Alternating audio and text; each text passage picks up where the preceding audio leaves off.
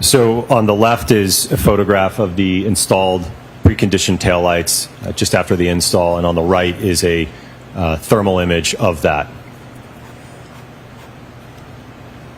And if I may just point out with the temperature. So one of the things you may see here is that due to the reflective chrome here, this is just an artifact of that being really reflective. So when we look at the average temperature profile of the taillight for this test, the average was approximately 17 degrees Fahrenheit for the taillight. Was it important in this testing to account for the temperature variance of the taillight assembly?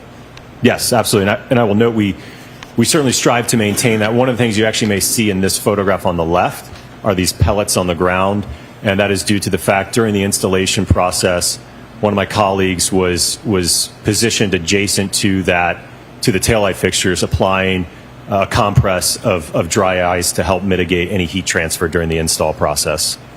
Let's move on to the next slide. What are we looking at in this overhead view? This is it's a drone video, so you're going to see the Lexus accelerate from left to right, impacting the hybrid suspended arm in the area where you could see the umbrella. Can you use your spotlight and orient us? Where are the vehicles and the testing locations? Yes.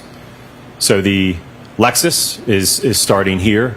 You will see it accelerate in reverse with the hybrid arm suspended in this area here.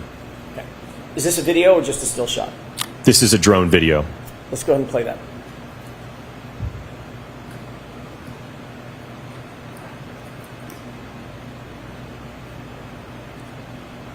Dr. Wolfe, is that in real time or slowed down, sped up? This is in real time. Okay. Next video, please. What is this? This is a camera that was mounted on top of the forklift that was suspending the arm. Is this a still shot or is it a video? It's a video. What is the orientation of that arm as it relates to the vehicle that we'll see? So it will make contact with the taillight, although I will note in this test, ultimately the contact ended up being more of a clip or a side swipe in this test. Go ahead.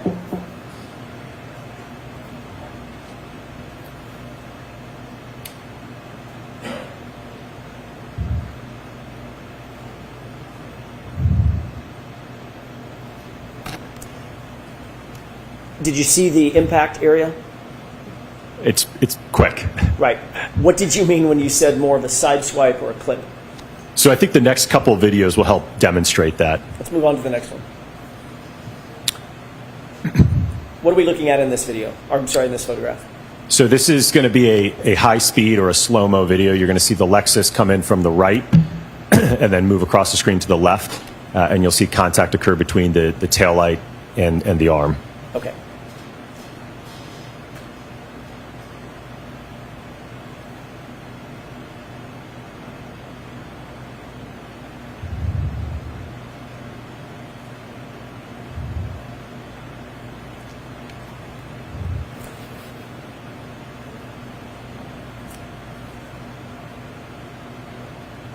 Can you explain for the jurors using this video what you meant by more of a side swipe or a clip? Right. So this is where the hand and the wrist are kind of in the area of the quarter panel taillight, and then a portion of the forearm in contact with, I'm sorry, what I previously said, the wrist and the hand in contact with the lift gate portion of the taillight, and then on the forearm is more in contact with the quarter panel taillight. Okay. Can we move to the next slide? And what is this angle? This is, yeah, same test, just a different angle with the high-speed cameras in slow motion. And this is at 15 miles per hour, correct? 15 miles an hour, correct. Can you explain for the jurors, given the fact that this is suspended, does that have any impact on the ultimate analysis or reconstruction, rather than being attached to an ATT? Effectively, mass is mass. So whether we have an arm that is suspended or attached, again, it's the arm is on a joint, right? So the arm can accelerate freely of the rest of the body, right? So if anything, even if it is attached to the body, there may actually be some additional force associated with that, just because there could be more mass attached to it. Understood. Okay, let's go ahead and play this video.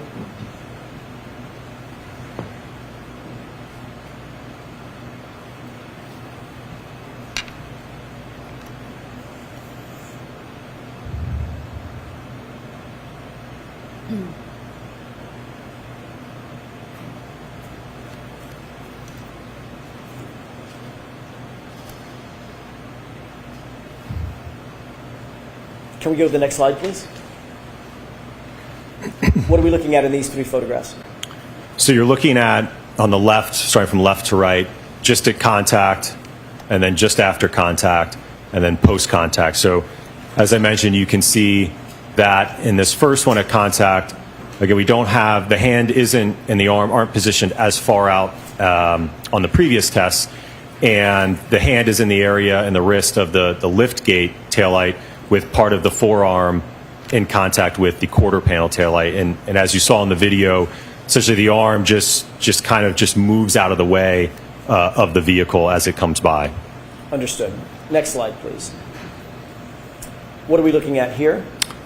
This is a photograph of the test vehicle subsequent to the test, depicting the, I'll say, lack of damage to the taillights. Describe what you did see in terms of damage or lack of damage on the taillight. There was no damage or fracturing to the taillights. Describe the orientation of the arm in this particular test that you said was more of a side swipe. What was the orientation of the arm to the taillight in terms of how much of the arm touched the taillight? It's probably a clunky question, but I think you understand it. I don't know if I could break it down into, I think just qualitatively speaking, like I said, it appears to be the hand and the wrist and kind of the lower portion of the forearm, maybe to the mid forearm or so. So nothing on the upper arm? Correct. Making contact? Correct. Nothing on the upper arm, yes. Okay. If we can move past this slide and onto the next slide. What is this depicting?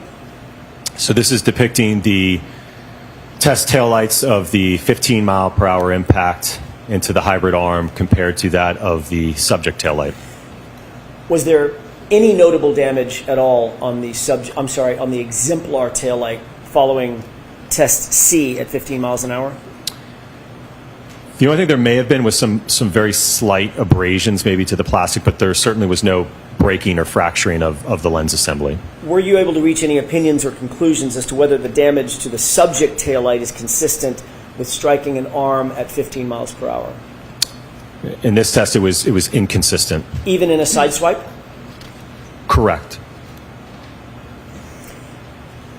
Was that testing that we just saw done in accordance with scientific literature and generally accepted methodologies in the area of accident reconstruction? Yes. Is the damage to the right rear taillight of the subject vehicle consistent with striking John O'Keefe's arm at 15 miles per hour in a side swipe configuration? It's inconsistent. Do you hold that opinion to a reasonable degree of scientific certainty? Yes. Can we move to the next slide, please? What are we looking at in this graph?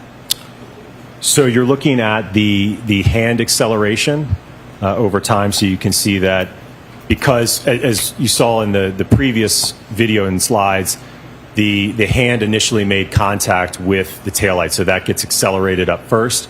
So we're getting peak accelerations in this test for the hand of about 254 Gs. And yes, over a period of about a little over 6 seconds, or 6 milliseconds or so. What was the arm or the appendage outfitted with to determine the data on this graph?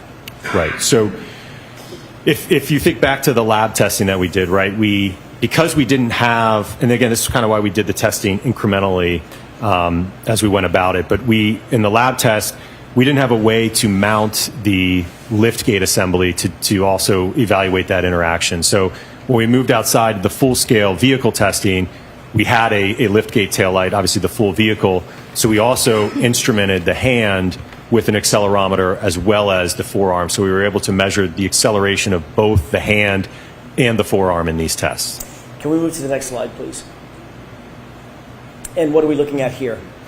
So this is the, excuse me, the acceleration of the arm.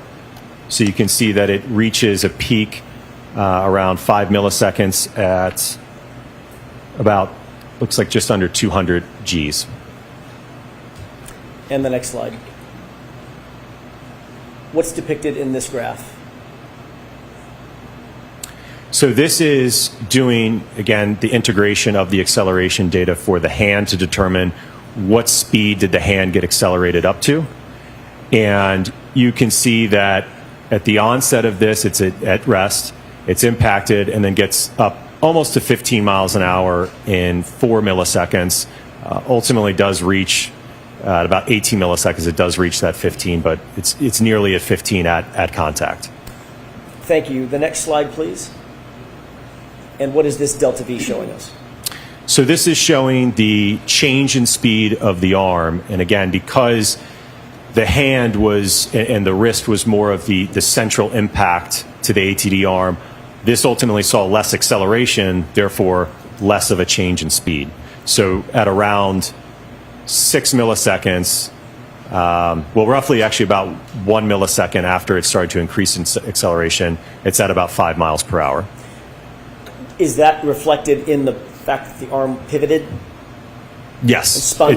there's some rotation going on, so it's not translating or accelerating. Understood. Can we move to the next slide, please? Test D. What was the speed that you undertook in test D as in delta? So this is a 29 mile per hour impact into the suspended hybrid arm. We move to the next slide. What are we looking at in this series of photographs? So on the left is my colleague, again, compressing the taillight while we install the upper tail, the liftgate taillight to, again, try to maintain that steady state temperature. Over here on the right is the thermal image of the taillight after the install. So the average temperature of this taillight during the test was approximately 17 degrees Fahrenheit. Next slide, please. Staying with test D, what is this depicting? This is a drone video showing a top-down perspective of the test with the Lexus starting on the left-hand part of the screen, accelerating in reverse into the suspended hybrid arm over here at the location of the forklift. Okay. If we could watch this video, please.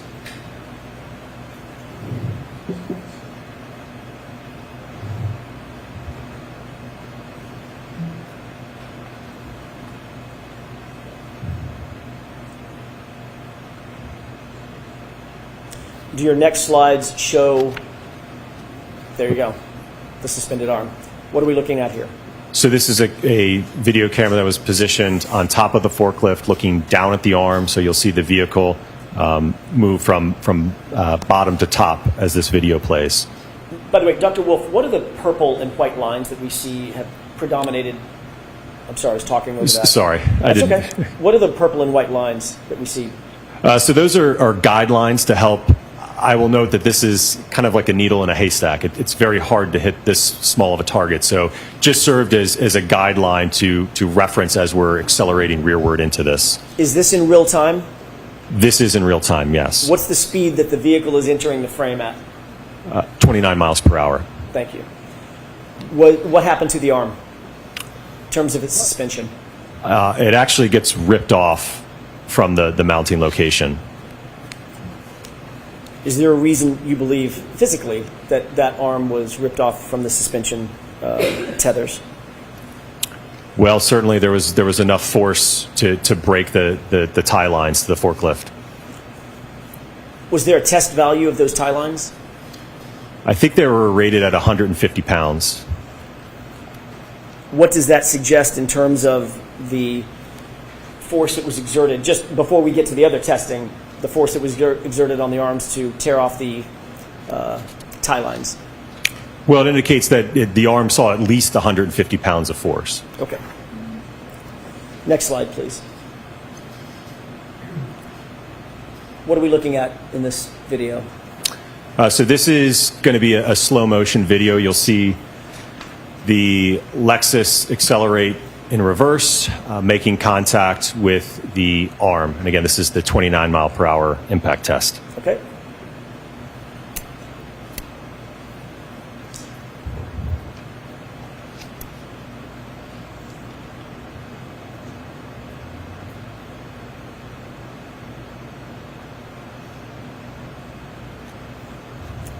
Next slide, please.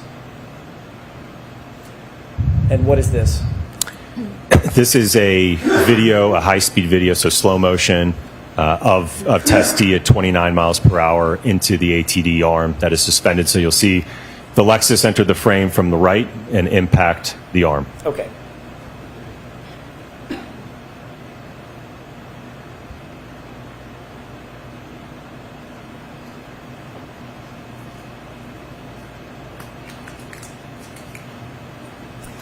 Was this strike more reflective of what you were attempting to replicate?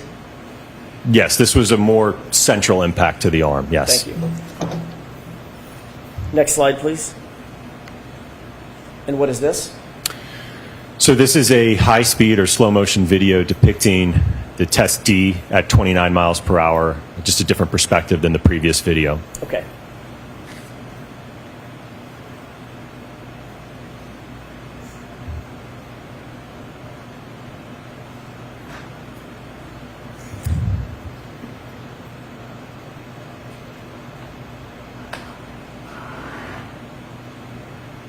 Next slide. And what are we looking at here? So this is extracted frames from the high-speed video. So starting out left to right, this is roughly at first contact with the majority of the hand, well, the hand, the majority of the forearm in contact with the liftgate taillight, with a portion of the elbow in contact with the quarter panel taillight. Can I stop you right there on that far left frame? Does that fairly replicate what you were attempting to approximate in terms of the orientation of the arm versus the taillight? Yes, more of a central impact compared to that first test at 15, yes. Is that more or less consistent with what you saw in Dr. Welcher's test where he had his arm in that still shot associated with the geometry of the car? Sustained. Is this consistent with what you were trying to replicate after your review of Dr. Welcher's report? Yes. Sustained. Can I ask you differently? What were you trying to replicate, or why were you trying to replicate this at the 29 mile an hour test in this particular orientation? We were trying to see, based upon Dr. Welcher's orientation, what happens to the arm in terms of the acceleration and the damage to the taillight at that configuration at contact. Okay, next slide, please. What are we looking at?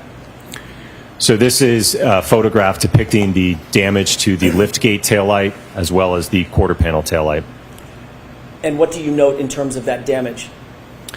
So on the liftgate taillight, a significant portion of that thick 5 millimeter red outer lens is fractured and broken off.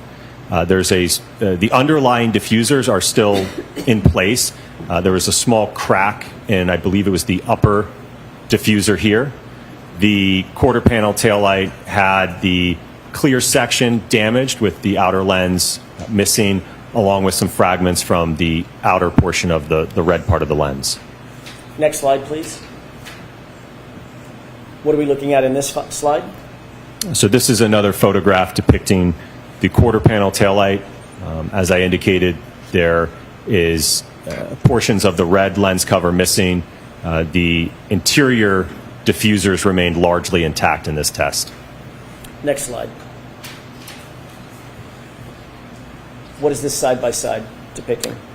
This is showing the results of the 29 mile per hour impact test to the test vehicle compared to that of the subject taillight. Given that orientation of test D, were you able to reach any opinions or conclusions as to whether or not the damage to the subject taillight is consistent with striking an arm at 29 miles per hour? It was inconsistent. What's the basis for that opinion, Dr. Wolfe? The results of this test. And was that testing conducted in accordance with the scientific literature and generally accepted methodologies in the field of accident reconstruction? Yes. Is the damage to the right rear taillight consistent with striking John O'Keefe's arm at 29 miles per hour? When I say the right rear taillight, I mean of the subject vehicle. Sustained as to that. With regard to your opinion concerning whether the subject taillight is consistent with striking an arm at 29 miles per hour, do you hold that opinion to a reasonable degree of scientific certainty? Yes. Next slide, please. What is depicted in this graph? So this is looking at the acceleration of the hand in the 29 mile per hour impact test with peak accelerations close to 800 Gs at 2 milliseconds.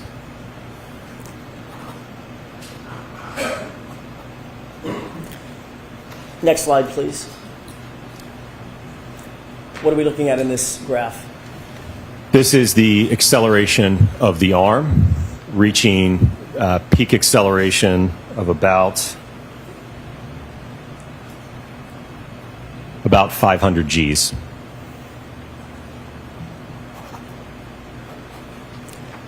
You indicated 800 Gs in the last graph. What's the difference? What's the difference in the delta between the 500 and the 800? Between the hand and the arm? Understood. Which one suffered or was subject to 800 Gs? That would be the hand. And which one was subject to the 500 Gs? That would be the arm. Next slide, please. What are we looking at in this graph? So this is looking at the change in speed. So what speed did the hand get up to as a result of the impact? So we can see that in about 3 milliseconds, the arm is moving nearly at almost 25 miles per hour. And then a little bit later, again, this is still very quick in time, at about 14 milliseconds, it's at about 30 miles per hour.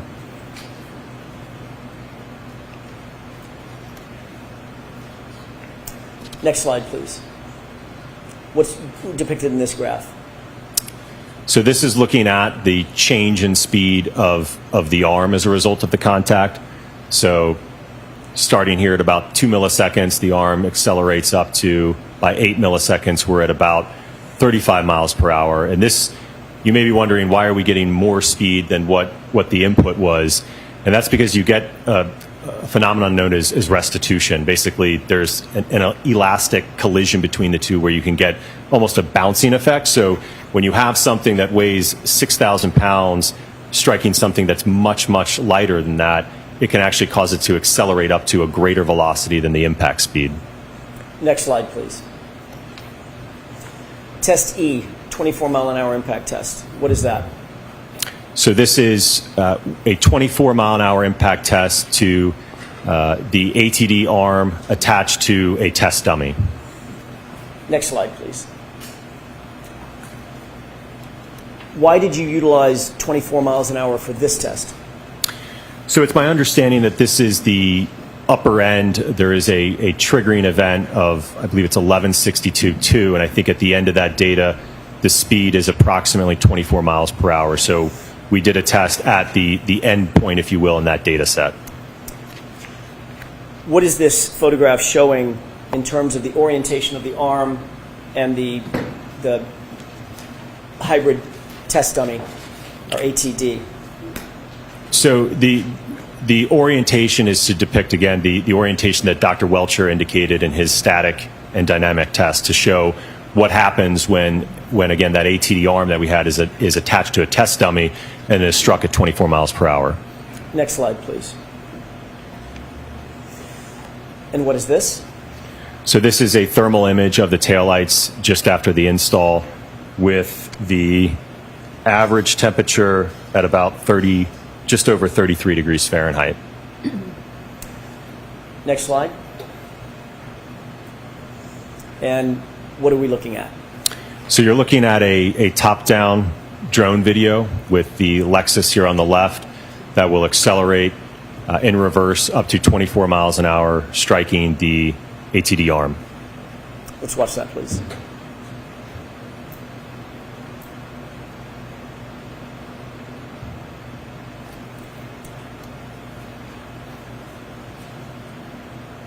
Next slide. What are we looking at in this slide?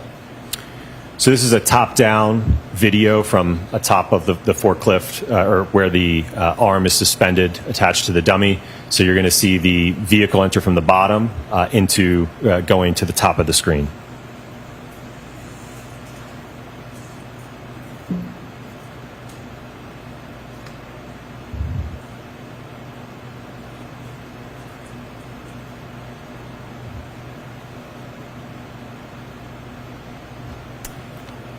Next slide. What is this view? It's just another perspective. This is a slow motion video where you'll see the Lexus in reverse. I think this one actually has kind of a long build up before it starts here.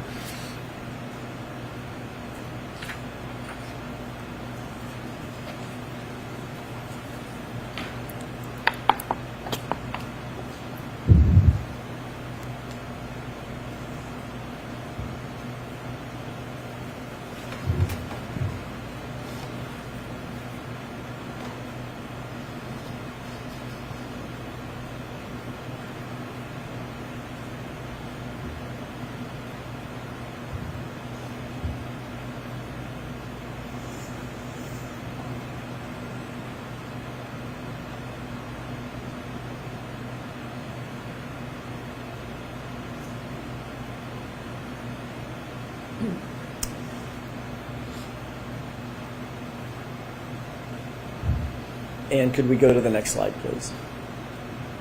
And what is this? So this is a perspective from the high-speed camera, so a slow-motion video with the Lexus reversing into the ATD arm at 24 miles per hour. Before you play this, Dr. Wolfe, I failed to ask this. It may be obvious. After each of the tests, C, D, E, F, were you replacing the taillight with new exemplar taillights that had been temperature accounted for? Yes, every test had a new set of quarter panel taillights, as well as liftgate taillights. And even in the test where the taillight in the 50-mile-an-hour test where the taillight was not damaged, we still put on new taillights. We did not repurpose or reuse any of the taillights. Okay, thank you.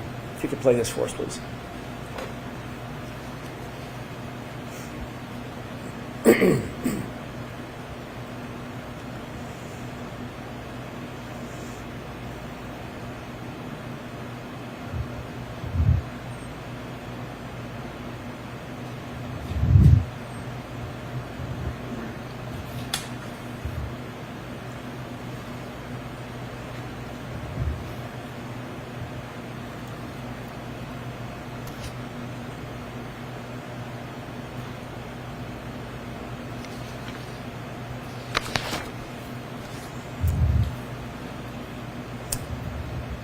Next slide.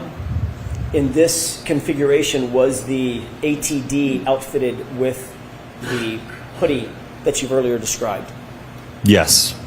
At the time you outfitted the ATD with the hoodie in this configuration before this test E, did you confirm that the sleeve, the right sleeve, was damaged or undamaged?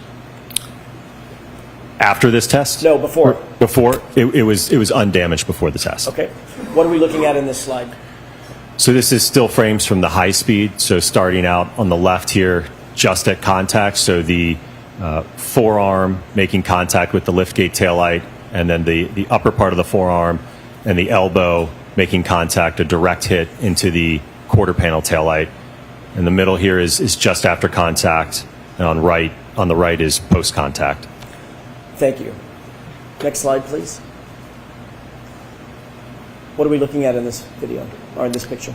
So this is a overall photograph depicting the taillights subsequent to this test at 24 miles per hour. I will note that there's no damage to the liftgate taillight, and then there is damage to the quarter panel taillight. Is there any damage to the internal diffusers on this taillight? So if I go to the next photograph, if I may. Please. So you can see here there is this kind of thicker, it's actually not a crack. So I'm looking at the clear diffuser here with the dots that you see.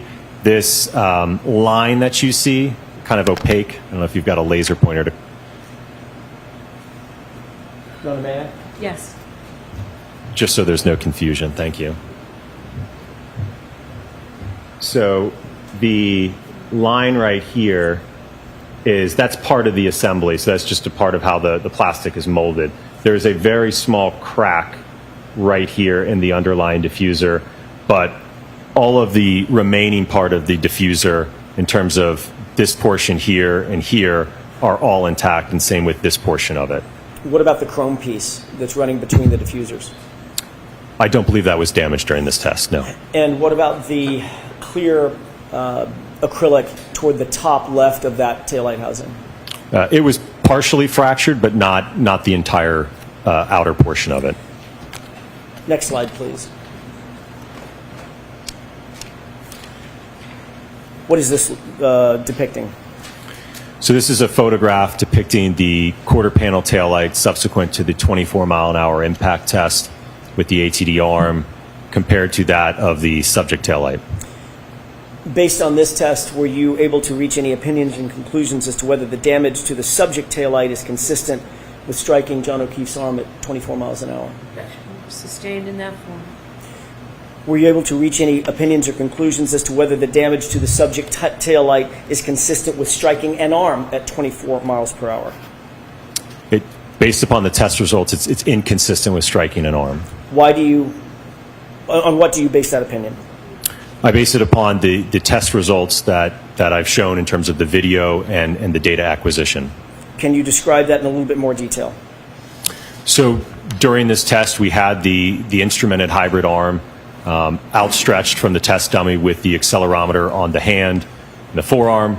We had data acquisition on the vehicle, monitoring the speeds of the vehicle. We accelerated that vehicle into the arm at 24 miles an hour to conduct a dynamic impact test to collect data certainly about the acceleration that the arm experienced, but then also make observations about the damage that we observed to the taillight. Do you hold that opinion that we've just discussed to a reasonable degree of scientific certainty? Yes. And were your tests conducted in accordance with methodologies that are generally accepted in the field of accident reconstruction in this particular test cycle? Yes. Next slide, please. What are we looking at in this series of photos? So these are photographs depicting, the test clothing. Again, prior to the test, there were no holes or damage to the sweatshirt. That was the same post-test. We did not make any observations with respect to any fraying, holes, punctures to the material of the sleeve. Was there any damage whatsoever observed on the right sleeve of that ATD? No. Next slide, please. What are we looking at in terms of this graph?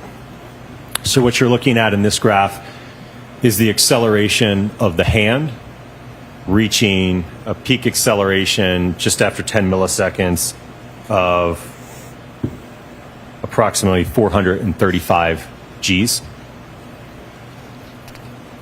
Next slide. What are we looking at here? This is the acceleration of the arm during this 24-mile-an-hour impact test, reaching peak Gs of about 300 at 4 milliseconds. And the next slide. What is this delta V graph showing us? So this is showing the change in speed of the hand as a result of the impact, ultimately getting up to approximately 24 miles an hour, which again is the impact velocity of the Lexus. And how fast did it get up to 24 miles an hour? In probably about 10 milliseconds or less. Next slide, please. And what is this delta V showing us? This is showing the change in speed of the arm going to about just over, looks like about 22 miles per hour at about 10 milliseconds. So total window of time of about 8 milliseconds that it took to get up to that 22 mile an hour speed or so. Understood. And next slide, please. Did you undertake, by the way, another question. On that, when the ATD was oriented in test E, as an echo, where it was standing with its right arm out, and the impact was on the right arm. What happened to the mass of the body of the ATV? It rotated. Was it projected at all off to the side? No. Was it projected rearward? No. Was that rotation expected based on your experience? Yes. What is the 29-mile-an-hour impact test in Test F? So this was a test that we conducted with a what's known as a rescue Randy, or a test dummy, that was a full-on impact to the right rear corner of the Lexus. Let's take a look at the next slide, please. With regard to Test E, if I could please ask you about that. I want to go back to that test even though we're looking at this one. With Test E, was that reflective of a direct impact on the arm itself? Correct, right in the area of the elbow to the quarter panel taillight. As opposed to a side swipe on the arm? Correct, yes. Thank you. Did you undertake to test a direct impact on the body of the ATD in this test? Of the rescue Randy dummy? Yes. Yes. What are we looking at here? So this is the intended impact configuration with the rescue Randy suspended here by the forklift, and again, kind of in the path of the profile at that right rear corner. How much does this test dummy weigh? Approximately 200 pounds. Next slide, please.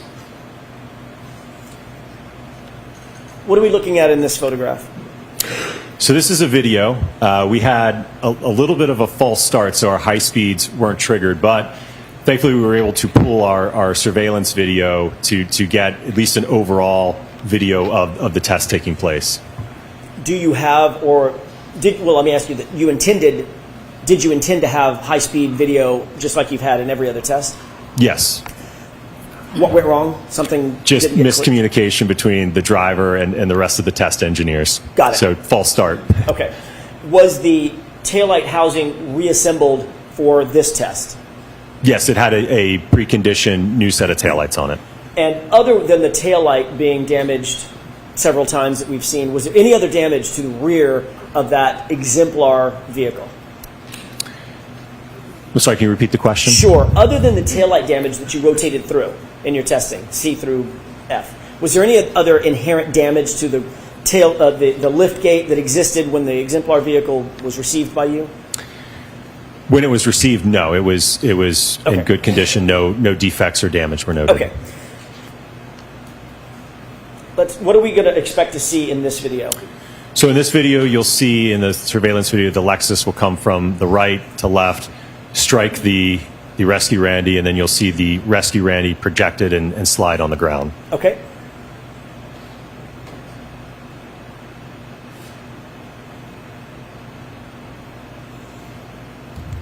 Can you play that one more time, please?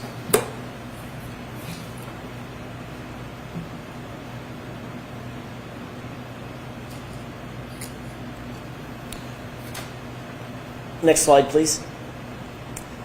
What are we looking at in this series of photographs? So this is a extract from our V-Box software and data acquisition system. So on the top, you'll see the video. On the bottom is the data. So this is another feed that we had of video. This was triggered, so we do have data from this perspective. So what you'll see is my colleague will move away from the assembly with the dry ice, and then the vehicle will accelerate in reverse. That was my question. The blue, that's dry ice, gloves? You can't, you don't want to touch dry ice with your bare hands. So Okay. it's, he's wearing gloves. He's capturing the thermal images now.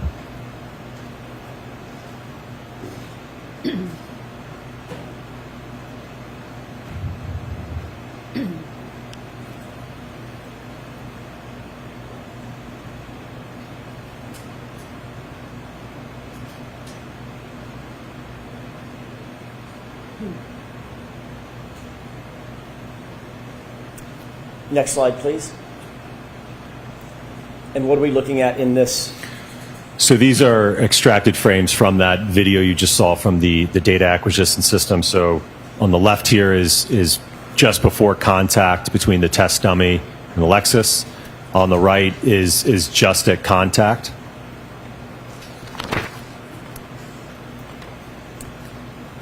Next slide, please. And what are we seeing in these series of photos? So this is obviously during the collision sequence. The body now has loaded into the lift gate and the back window. What you're seeing here is the back window shattering. And this is just a few split second later in time where, again, the body is continuing to move with the vehicle as it's contacted. Next slide. And what is this? This depicts the post-impact damage to the rear of the Lexus. As I noted, the rear window is completely shattered. There's deformation and crush to the liftgate section of the vehicle. The bumper step was popped out, and then there was some minor fracturing in the bumper cover at the lower level.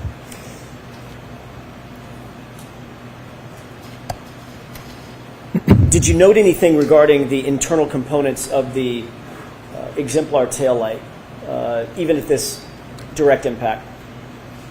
So the taillight, as you can see, it blew out the outer lens cover. I believe the part of the clear diffusers were actually still in place. I think the lower one might have been fractured here, but I think the upper one was still in place. At 29 miles an hour with a direct impact, did the exemplar taillight exhibit the same type of damage to the diffuser as the subject taillight? I'm not sure I understand your question. More or less damage in this photo to the diffuser specifically than in the subject taillight? Well, I think there was more in the subject taillight. As I mentioned, I believe the top diffuser More on this damage? was correct. Okay. That was my question. And is there another slide at the on the back end of this one? That's it. Okay. We can have the lights. Dr. Wolfe, you conducted tests at what miles per hour? Tell me the sequence. It would be 10 miles per hour, 17 miles per hour, 15 miles per hour, 29 miles per hour, 24 miles per hour, and then a full-on hit at 29 miles per hour. Regarding all of the tests you conducted, what did you observe with regard to the damage, if any, to the internal components of the quarter panel taillight? And I'm talking about the chrome pieces and the diffusers. It was less in all of the tested taillights than that of the subject taillight. Did you reach any opinions or conclusions as to whether the damage to the right rear taillight of the subject 2021 Lexus is consistent with an impact to John O'Keefe's right arm during a high-speed reversing maneuver? Sustained in that form, Mr. Jackson. Did you reach any opinions or conclusions as to whether the damage to the right rear taillight of the subject vehicle is consistent or inconsistent with an impact to a right arm during a high-speed reversing maneuver? It was inconsistent. What's the basis for that opinion?